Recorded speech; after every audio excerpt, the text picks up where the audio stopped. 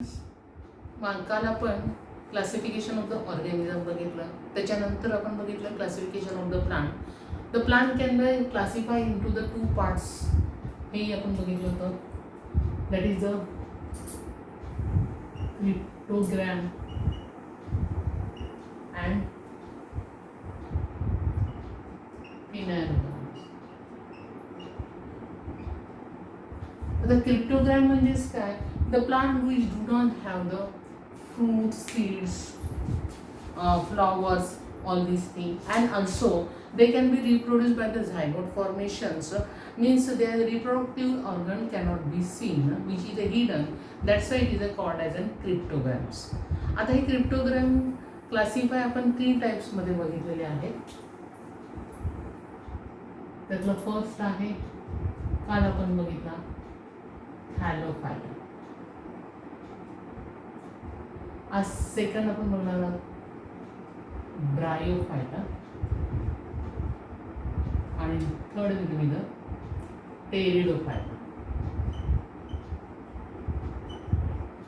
आपण थॅलोफायटा बघितलं तर त्याचं एक्झाम्पलही आपण बघितलं होतं अल्गी, बरोबर आहे. आणि अल्गीमध्ये काय बघितलं होतं स्पायरोगॅरा. मी काल तुम्हाला स्पायरोगॅराची आकृती काढायला देखील सांगितलेली होती. आता हे दुसरं सेकंड डिव्हिजन आपण बघणार आहोत, ज्याला आपण म्हणतो ब्रायोफायटा, बरोबर आहे. आता आपण ब्रायोफायटामध्ये आपण तुम्ही बराच आता सध्या रेनी सीझन्स आहे, पावसाळ्याचा सीझन्स आहे, आणि मग तुम्ही बाहेरचं मी कधी कधी बघितलं तसं आपण भिंतीवर किंवा इकडे जर असं बघितलं तसं शेवाळ म्हणजे हिरवं असं जमा झालेलं आपल्याला दिसतं, आणि त्याला आपण हात लावला त्या भिंतीवर तसं मऊ मऊ आपल्याला लागतं. म्हणजे ॲक्च्युली ते काय आहे तर ती एक प्रकारची वनस्पती आहे ज्याला मॉस असं म्हटलं जातं, आणि त्याचा समावेश कशामध्ये होतो? ब्रायोफायटामध्ये. कशामध्ये होतो? ब्रायोफायटा.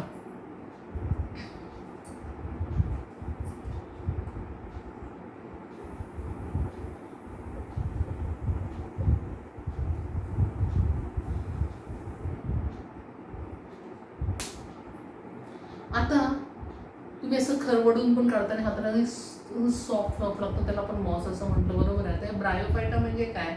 त्याचं कॅरेक्टरिस्टिक काय आपण बघूया.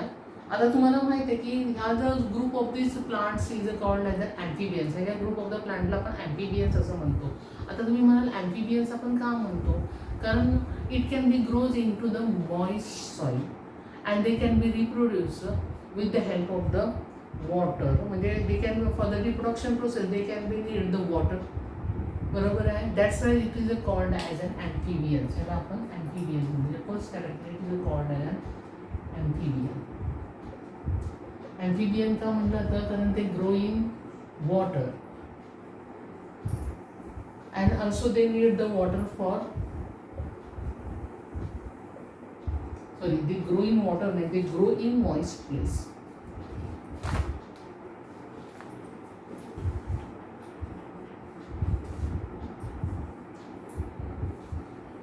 Moist soil and they need the water for reproduction. That's why this plant is called as an amphibian. या प्लांटला आपण काय म्हटलं होतं? amphibians असं म्हटलं होतं. And these plants are the thalloid.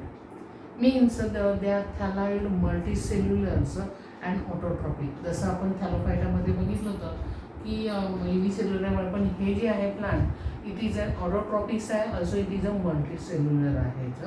And it can be reproduce by the spore formation. म्हणून मी तुम्हाला क्रिप्टोग्रामचं शिकवले होते. They can be reproduce by the spore formation.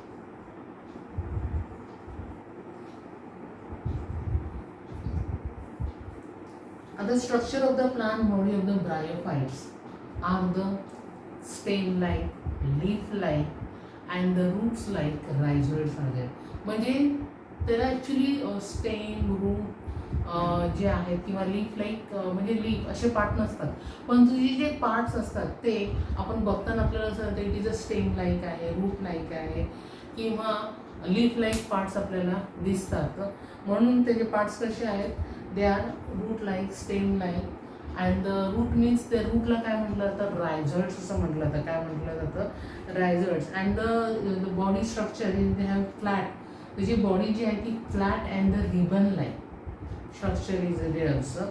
And they are the rhizoids is there and they do not have the conduction tissue, specific tissue for the conduction of the waters and the food. That's why these are called as bryophytes. याचे सगळ्यात examples तुम्हाला सगळ्यांना माहिती आहे, Funaria, rhizoids, leaf like, also the anthracites are the example of this bryophyte. म्हणजे the bryophyte म्हणजे काय की असे प्लांट, त्याला आपण ॲम्फिबियन म्हणतो. का म्हणतो, तर they are grow in the moist soil, also they need the water for the reproduction. They can be reproduced by the spore formation. Their body are the thaloids. त्याची बॉडी जी आहे ती कशी थॅलॉइड्स आहे. And they have the flat ribbon like structure. म्हणजे जर नीट बघितलं तर त्याची बॉडी अशी फ्लॅट असते आणि रिबन लाईक असते.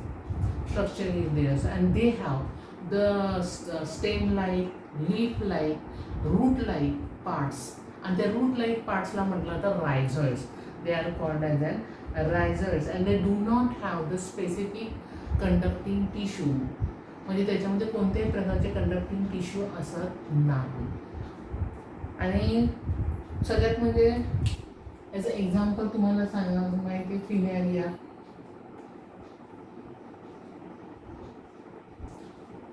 फिनारिया, मार्केशिया, अँथ्रेसाइड्स हे त्याचे एक्झाम्पल्स आहेत.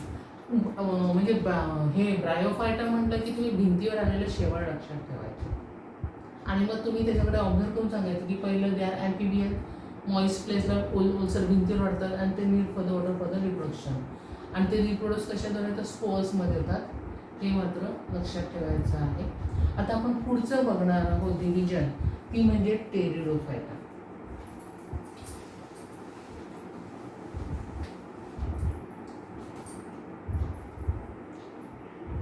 आता हे टेरिडोफायटा जे आहे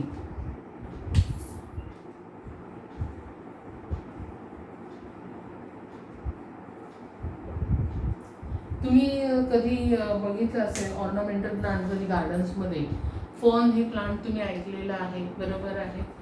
तर हे जे फर्न हे प्लांट गार्डनमध्ये लावलेलं असतं आणि त्याचे जनरली तुम्ही जर लीफ बघितलं तर मी तुम्हाला एक डायग्राम दाखवतो, तुम्ही लक्षात येईल कसं असतं ते. त्याची लीफ असतात ते, त्या प्लांटचे लीफ जे आहेत ते सर्वसाधारण हे अशा टाईपचे असतात.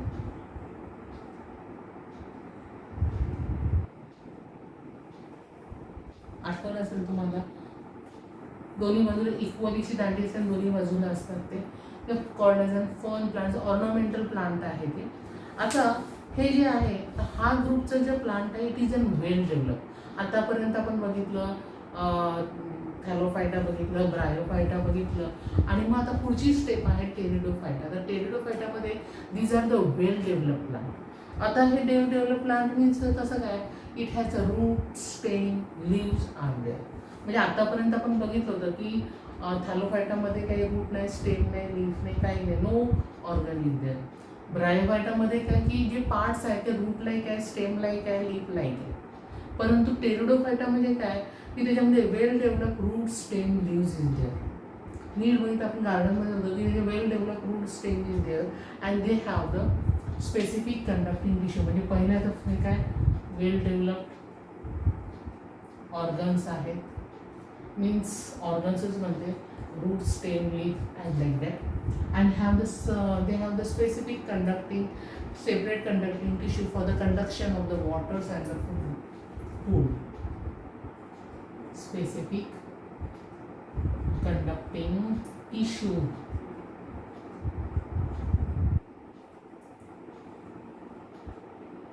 आता टिश्यू कशासाठी, for the conduction of food and water. फ्रूटच म्हणते, फूड अँड वॉटर. हे सगळ्यात महत्त्वाचं. आणि दिस एक्झाम्पल्स मी तुम्हाला आताच म्हणलं होतं, फर्न आहे, नेफ्रॉलिस आहे,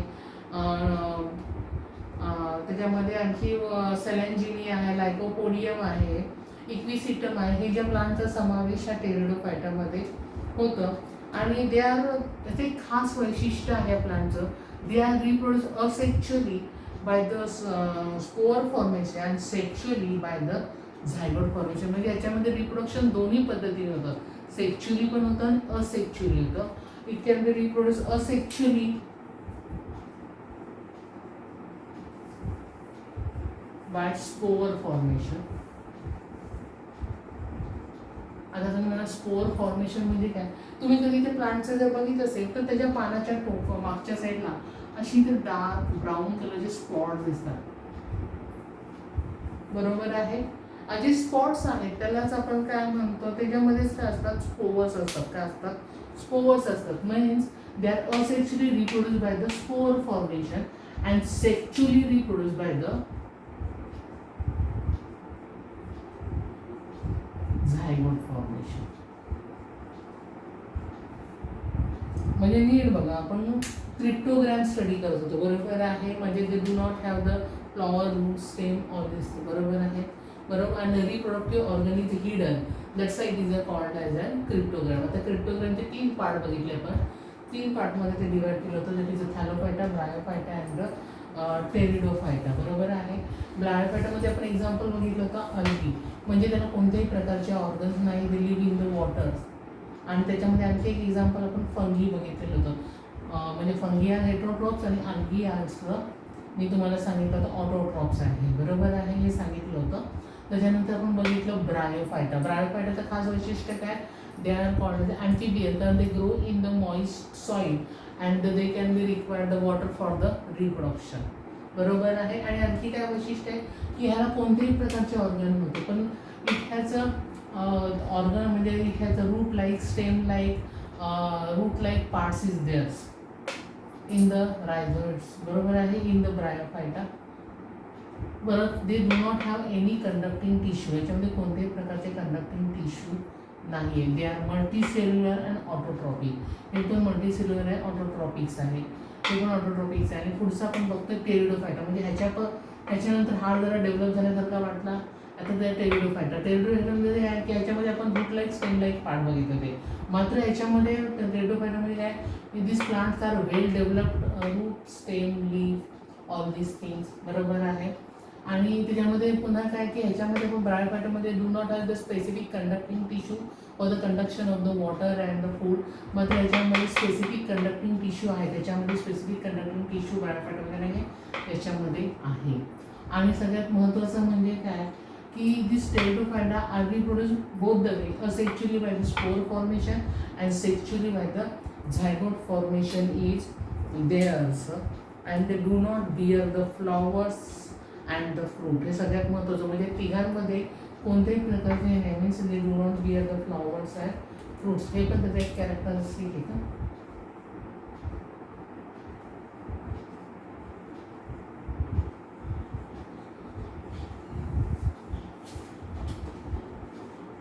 त्यामुळे जर तुम्हाला डिफरन्स विचारला तर सांगता आला पाहिजे. म्हणजे तिथे ऑर्गन नव्हते, त्याचे ऑर्गन लाईक पार्ट्स होते, तर याच्यामध्ये सगळे वेल डेव्हलप्ड ऑर्गन्स आहेत. याच्यामध्ये कंडक्टिंग टिश्यू नाही आहेत, याच्यामध्ये पण कंडक्टिंग टिश्यू नाहीत, पण टेरिडोफायटामध्ये कंडक्टिंग टिश्यू आहे. आणि लक्षात, या दोघांमध्ये स्पोअर फॉर्मेशनमध्ये asexually reproduce by the spore formation. आता हे तुमच्या लक्षात आलं आहे. तुम्ही घरी गेल्यावर तुम्ही या नोट्स काढायच्या आहेत. त्याच्यामध्ये खाली ज्या आकृत्या दिल्या आहेत ब्रायोफायटामध्ये, दॅट इज फ्युलॅरिया, मार्केशिया आणि अँथ्रासिरॉक्स, ह्या तिन्ही डायग्रॅम्स तुम्ही काढायच्या आहेत. त्याचप्रमाणे टेरिडोफायटाची जी फर्नची डायग्रॅम आहे ती पण तुम्हाला काढायची आहे आणि त्याच्यावरच्या नोट्स पण तुम्ही काढायच्या आहेत. थँक्यू.